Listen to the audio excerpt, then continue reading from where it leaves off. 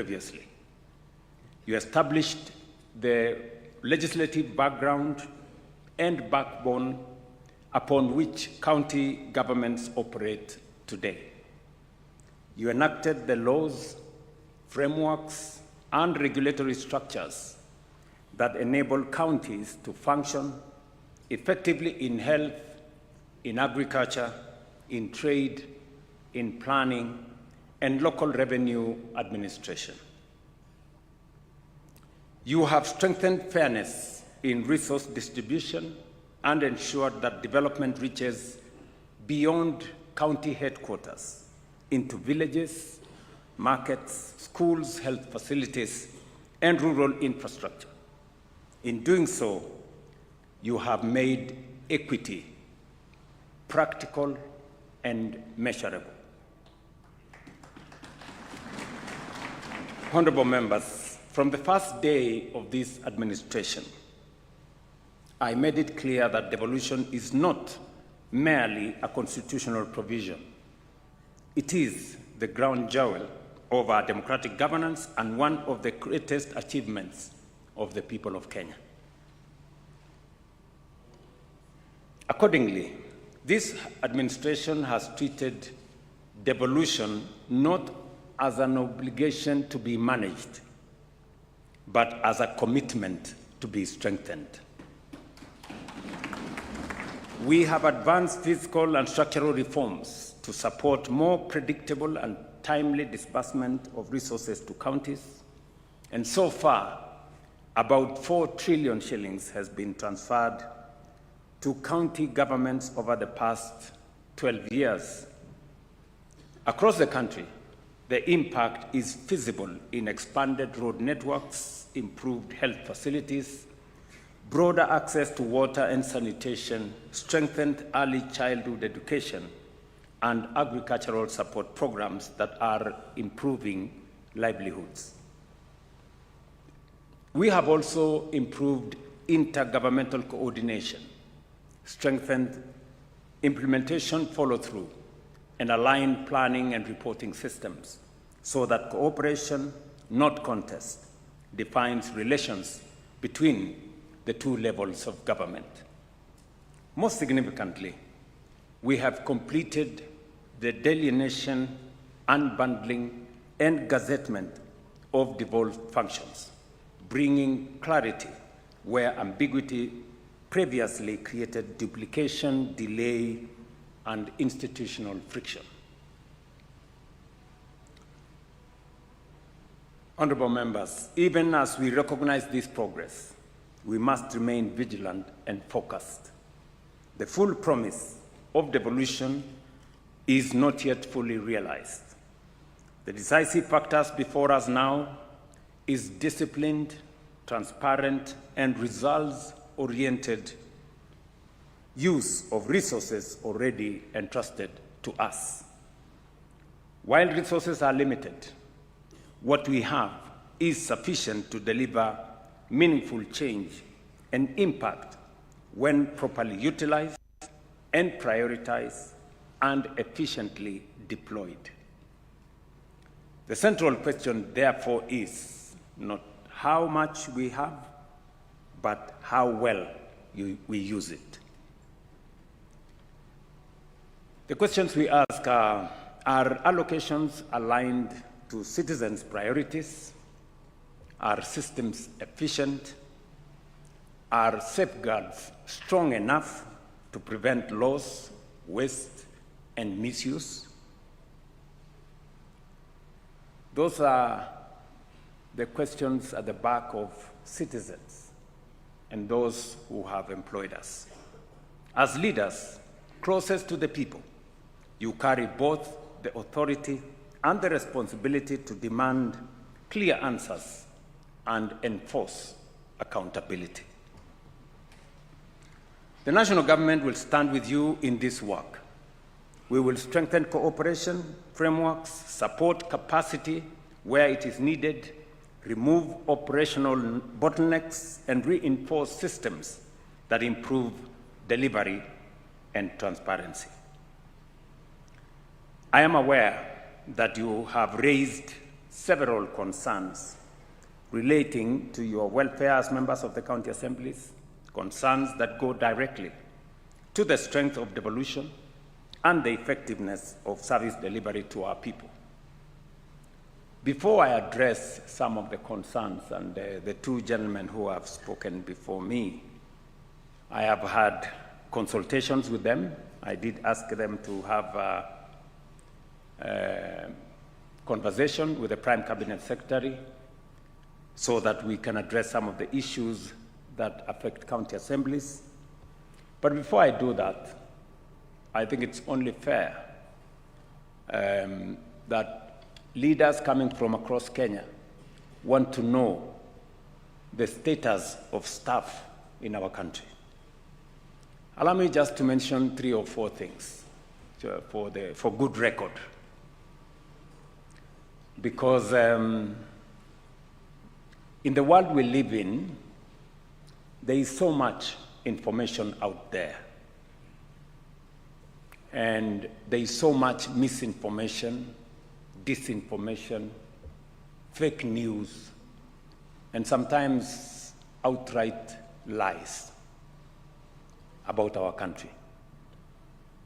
I have the responsibility as the president of this country to always get the citizens of our nation the correct information, and especially leaders like yourselves who have a responsibility beyond being citizens by being leaders at the grassroots.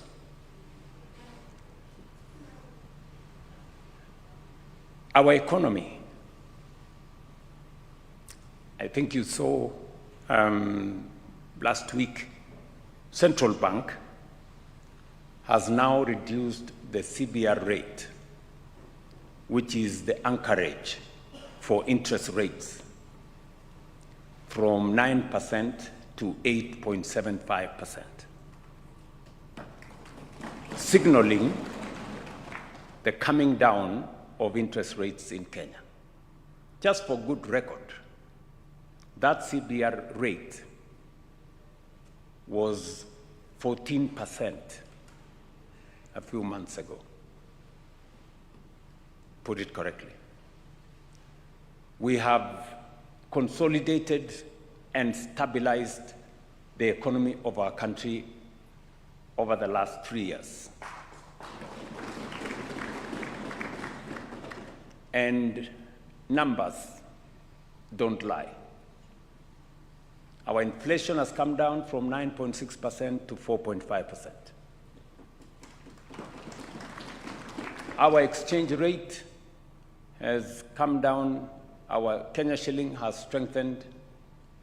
Today, the exchange rate is 129 Kenya shillings to $1.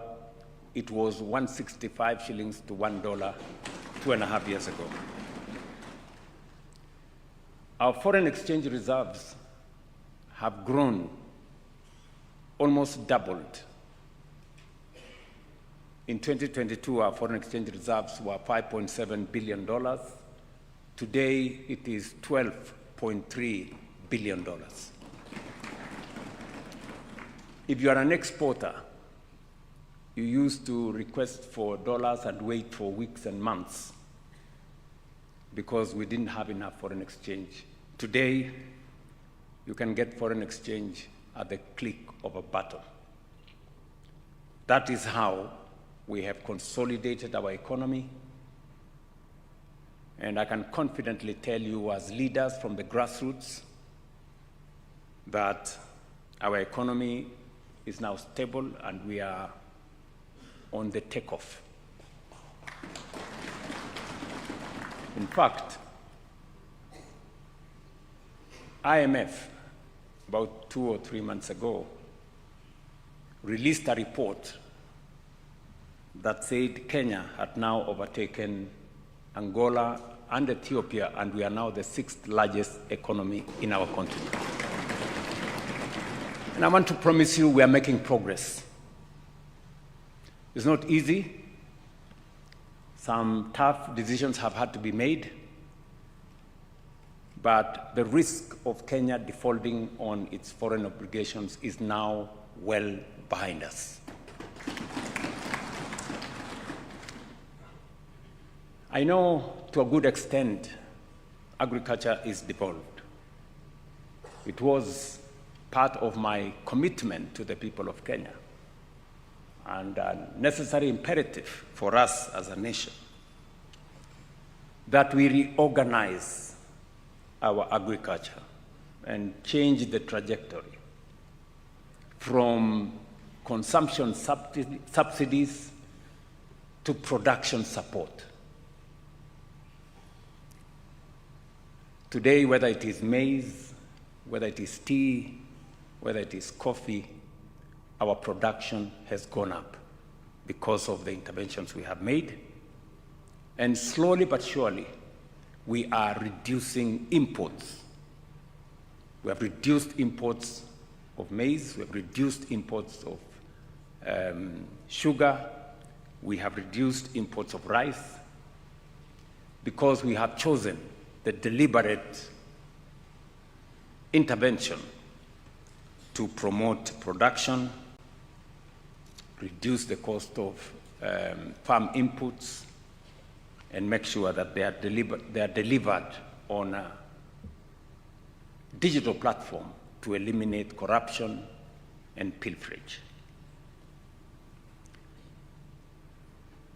The partnership that we have built with county governments, with the approval of county assemblies, to partner with counties in the delivery, especially last mile delivery of farm inputs, has been of immense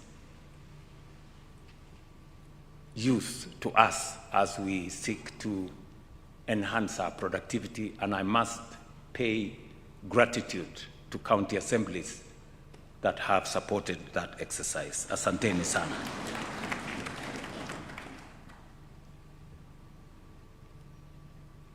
I know we have a shared responsibility on matters to do with education. While education at the lower levels is devolved at the early childhood level, the rest of the education is a national function, but we have had a place to converge. I can confidently tell the country today the challenges that we had in the education system, and we had many of you remember. CBC was a very big problem. Many parents were complaining, teachers were complaining, other stakeholders were complaining, and we had to align the CBC program. Today, we have worked with the stakeholders, and now we have competence-based education. We have removed the bottlenecks. We had serious issues with teachers and teacher recruitment. By January this year, we've now recruited 100,000 teachers. We've closed the gap. We are remaining with 20,000 teachers next year, and then we will completely close the gap on teacher numbers. We have built an extra 23,000 classrooms to remove the gaps that were there, and we have changed our funding model. Many of you will remember, those of you who come from Nakuru, for example, or Eldoret, Egerton University could not pay salaries. Moi University was almost facing closure. My own alma mater, Nairobi University, had very serious challenges. They couldn't pay their dues. I can now confidently tell you, and you can ask any vice chancellor, we have made significant progress with a new funding model that we rolled out that is student-centered and that is determined on merit and need, not on where you come from or which university you're going to. And I say so because education is probably the most important instrument that we can use to sharpen our human capital. and our human capital is the most important asset that we have as a nation. And so it is important that every child in Kenya has access to education, not as a matter of privilege, but as a matter of right.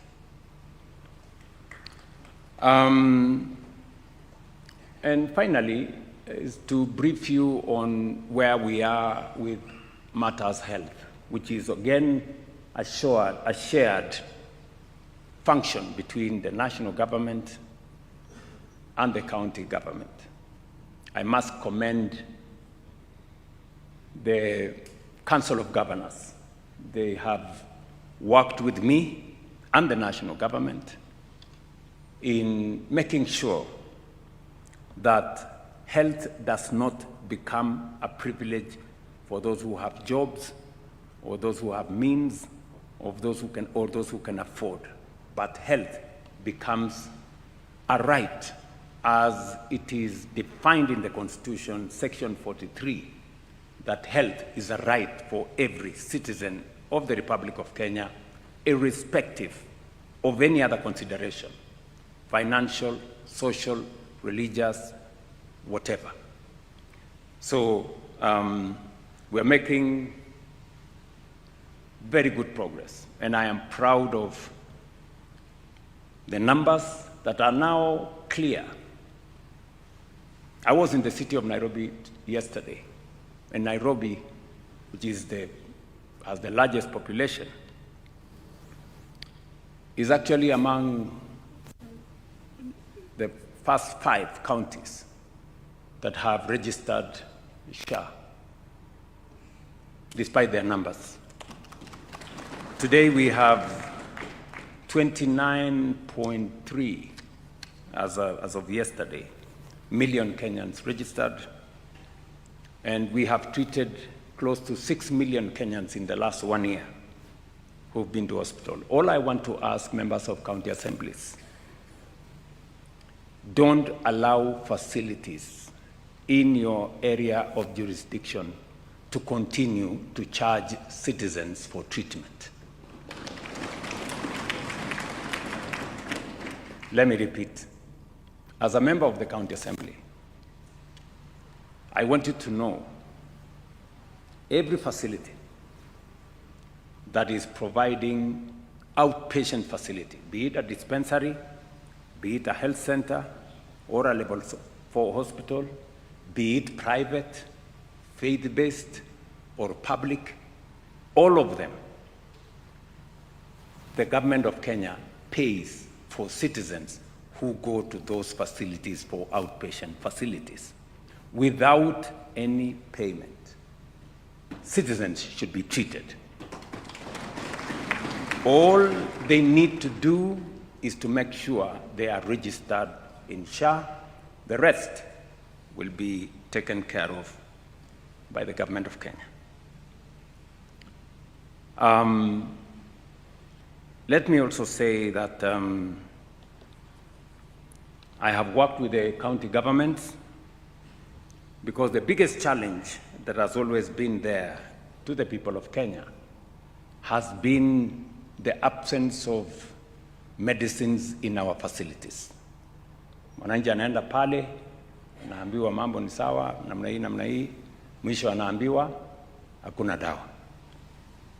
So we have agreed with the Council of Governors.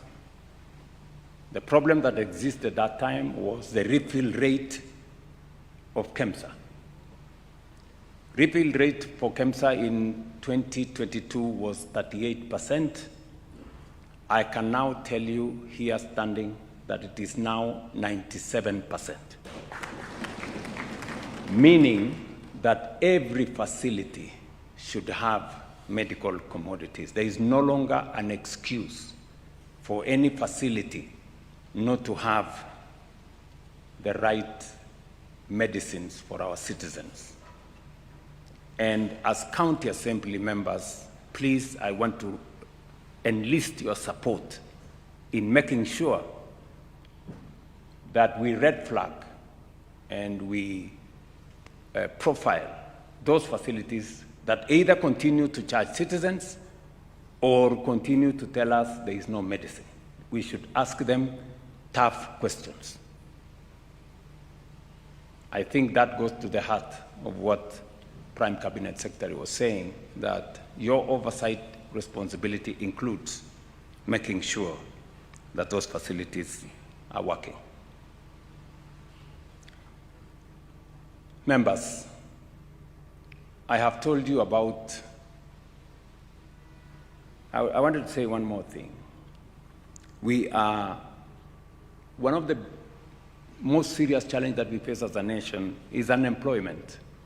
All of you, I know, you wake up in the morning, you find people, and we have challenges of unemployment, and we have to be deliberate and intentional on how we create jobs. And that is why we have rolled out 4 different programs. We have our housing, markets, and hostels program that now employ close to 500,000 Kenyans, and God willing, by next year, it should be able to employ 1 million young people. I was a month ago with the professionals. These are engineers from the mechanical engineers, structural engineers, electrical engineers, other professionals in that space. And we have recruited about 6,000 of them to help us, to monitor and oversight, working with other consultants. We have also the digital jobs space, which I did ask county assemblies to identify at least one spot in their wards so that we can work with the members of parliament to build at least an ICT hub so that you can have 100, 200, 300 young people working on our digital jobs space. And again, I remember telling members of this assembly that there is an opportunity for you to sponsor. And sponsor in this case does not mean you pay.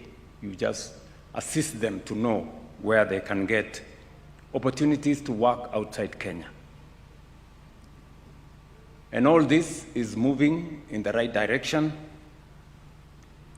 Today we have 1.6 million Kenyans that were not working in 2022.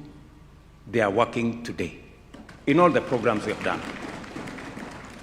And we will continue to open those opportunities. Recently, I was in different parts of the country on the business support that we are extending to our micro, small, and medium enterprises under the Nyota program.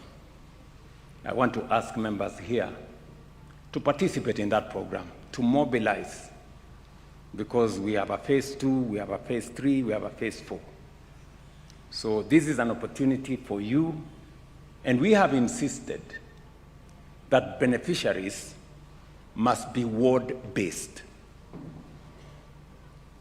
We have said beneficiaries must be from every ward, and we have distributed equally in all wards in Kenya. In the past, such programs would benefit a few people in towns and in places, but we have insisted this time round that because we believe in bottom-up, it must really be at the bottom, and that is at the ward. So these are some of the interventions that I want to ask that you participate. As I have said, all these programs are not programs tailored for political reasons. None of the young people participating is asked whether they support what political party or what religion or all these other considerations. So, finally,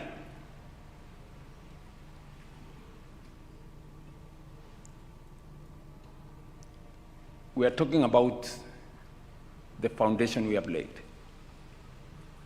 We've dealt and consolidated and stabilized our economy. We've transformed our agriculture. We have stabilized our health. We have worked on job creation. But there is more to be done. That's a good foundation. But going into the future, there are three things we must do. Number one, it's not enough to carry out the agriculture we are doing under rain-fed agriculture. The future, with climate change, with limited agricultural land under rain-fed agriculture, the future is now in water harvesting, water storage, and irrigation. And the plan is to have at least 2.5 million acres under irrigation so that we solve the problem of food insecurity in a permanent way. And that is why you've had me lay out the plan to build 50 mega dams in different parts of the country, another 200 large dams, and another 1,000 micro dams. It should concern you as members of county assemblies that with this rollout, where is your ward? I hope you take time to find out. The second thing that we must do as a country is to generate more electricity. I go to different parts of Kenya, and there is still the perennial problem that we have many parts of our nation that are still in darkness. We've done well.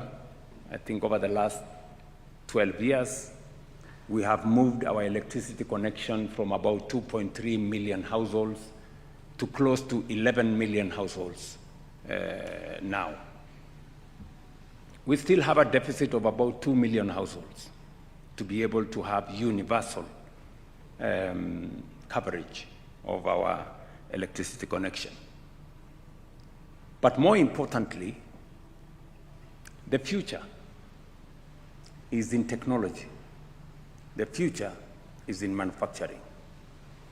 And energy is the engine that drives innovation, technology, and industrialization and manufacturing. I will give you an example. When I was invited by President Biden and we signed some agreements with the United States, one of the agreements we signed was on data centers between Kenya, Microsoft, and a company called G42 from the UAE. And I was very happy that finally we will have a data center in Kenya powered by our renewable energy, so the world would have its first green data center. But when it came to implementation, after we signed the agreement, I was told, Mr. President, one data center will need like 1,000 megawatts. Do you know how many megawatts we have in Kenya? 3,000. For the whole country. So one data center required, it means we will have to shut down a third of the country to have this one data center. And we wanted 5. We have an opportunity to do 5. So technology consumes a lot of energy. And that is why if we are going to go into the future, if we are going to be competitive, and we have no choice, otherwise we'll be left behind, we have to generate a minimum of 10,000 megawatts in the next 7 years.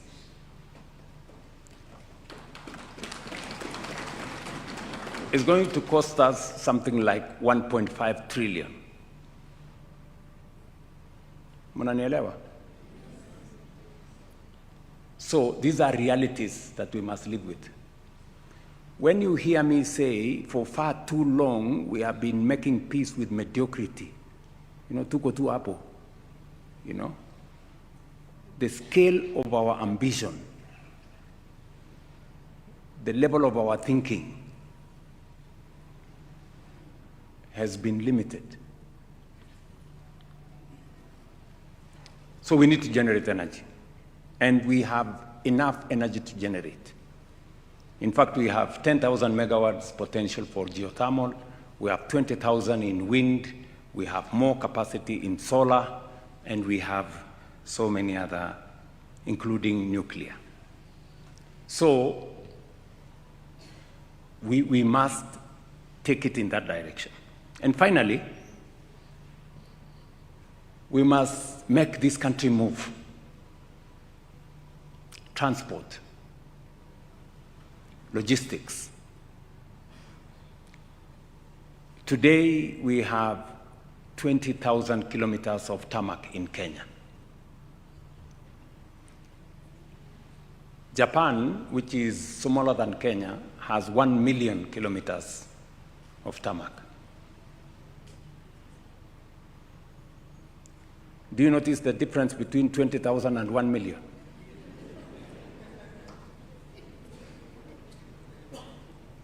Right?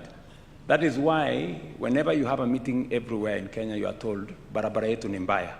Barabara yetu ni mbaya. So it's correct. That's why we have set out, and we are now in the process of getting 28,000 kilometers to add on to the 20,000 we have. And we want to build those 28,000 kilometers in the next 7 years.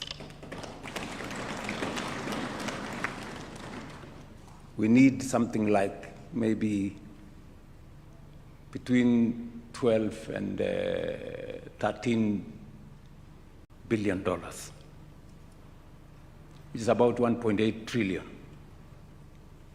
So when you hear me say we need 5 trillion, and we're going to do it. Tutafanya. Najua kuna watu wengi wako na imani ndogo. And the challenge, listen, good guys, the challenge we've had in Kenya is not so much about resources. It is a plan and a leader to lead it.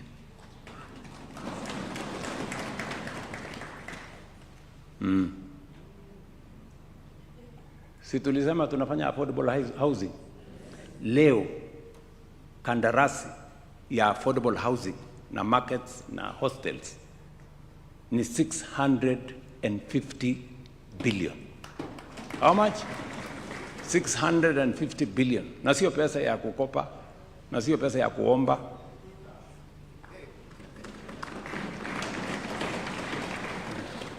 Hata kama niliitwa Sakayo, kwani nimekufa? Sababu mimi niko heri.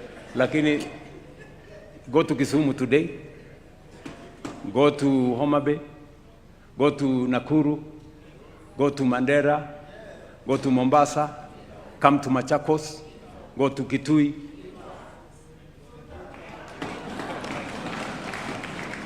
So, listen, I'm talking to you as leaders. This country, we have the capacity to transform this nation. We have what it takes. We've been discussing housing for how many years? National Housing Corporation was registered 60 years ago. Mnanielewa? So, we can transform our nation. If you doubted the capacity of Kenya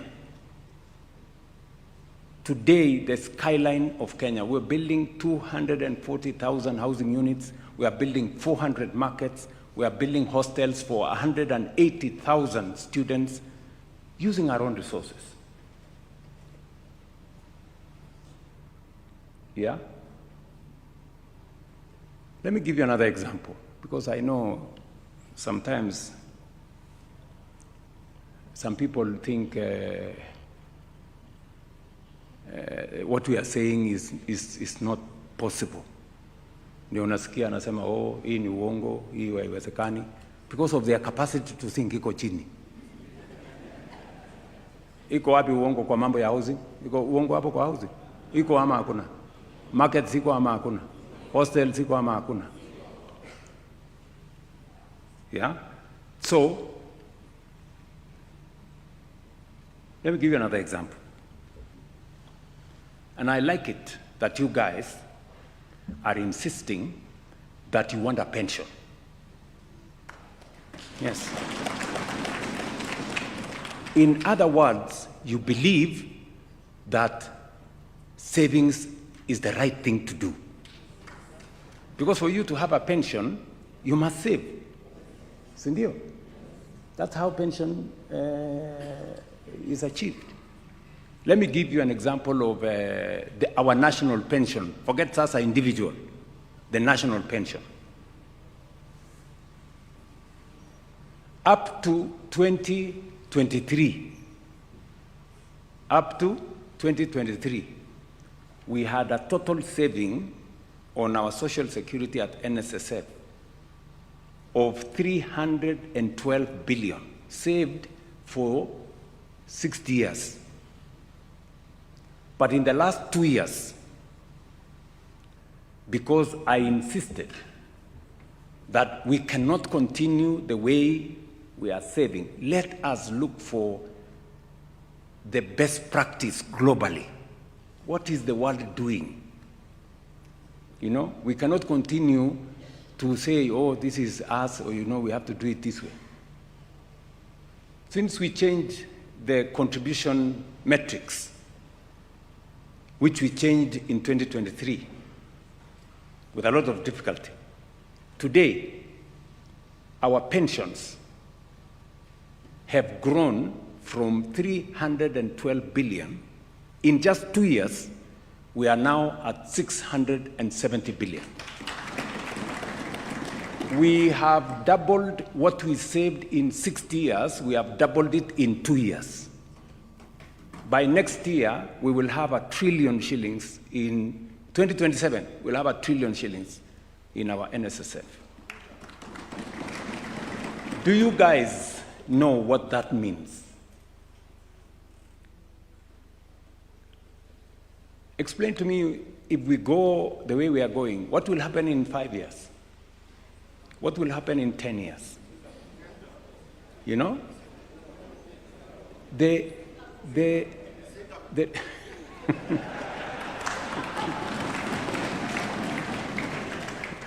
Listen,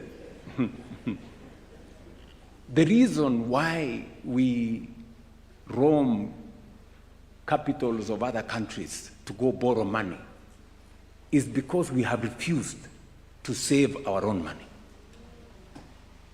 The money we are going to borrow from China is the savings of the Chinese people. Their saving is 55% of their GDP. Our saving is 12% of our GDP. That's the difference. So we go borrow from the Chinese, tunakuja tunafanyia kazi hapa, halafu we have to pay with interest. Last year I went to China twice. To do what? To negotiate. No. To go negotiate sasa bwana mkubwa. Unaona sasa hii deni iko kubwa sana. We are paying $1 billion every year. So we couldn't find space to do any road or to do anything. So we went to tell them, hii deni punguza kidogo inatuumiza. So forget about what you see huko. Nakuta huko iko parade kubwa. Askari wanapita huko, tumesimama hapo. Unafikiri it is pomp and color. Hiyo parade kiisha, ukiingia ndani hapo, mlango ikifungwa, unaanza kuambia ule mtu tafadhali bwana.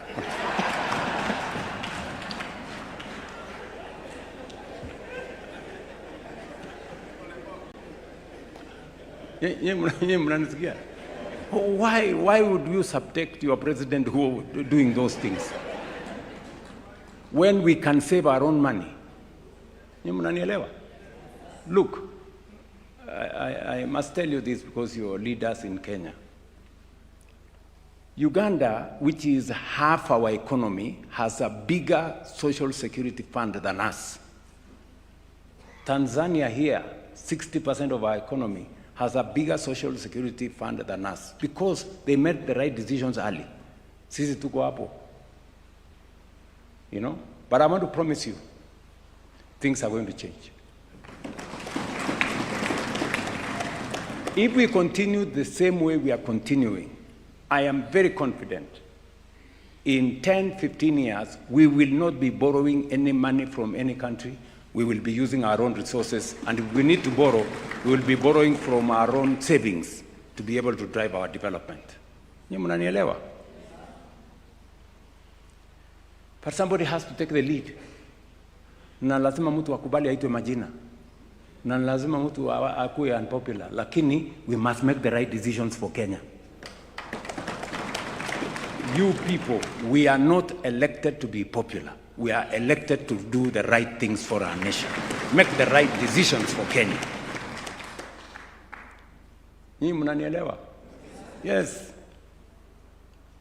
And I promise you I will make my contribution to this great nation.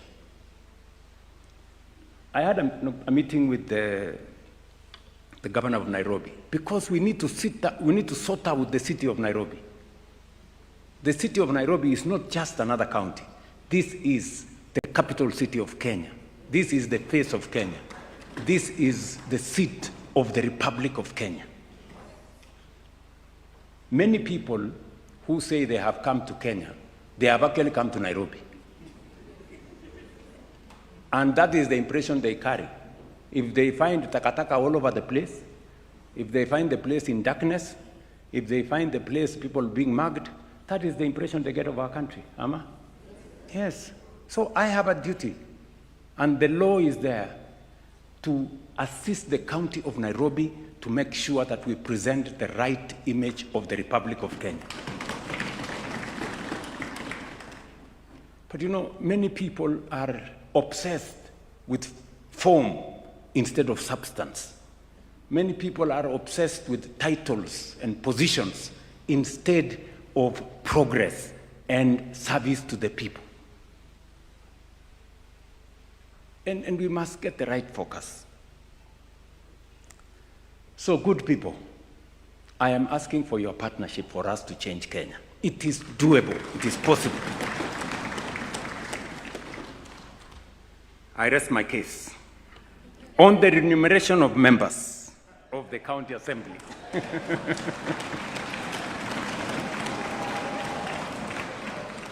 You have stated that your responsibilities have expanded significantly and should therefore be properly recognized within the public service grading structure. And I did ask the County Assembly Forum to work with the Prime Cabinet Secretary and with the Salaries and Remuneration Commission, which exercise they have undertaken.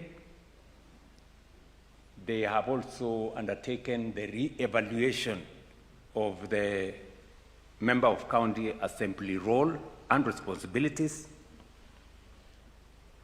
and they have confirmed that it is necessary to upgrade.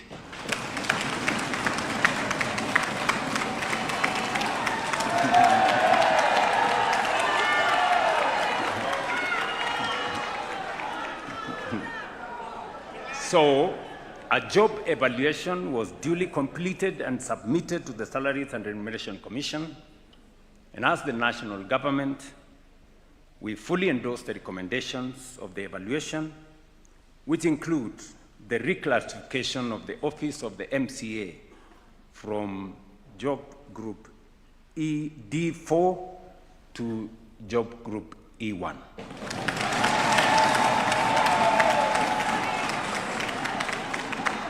That is in recognition of your mandate and workload. And we are going to make the necessary adjustments so that this can be implemented immediately.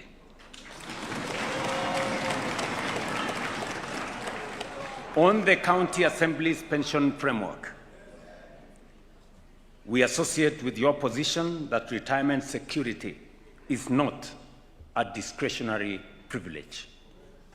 It is a duty of a fair and responsible state to those who serve it.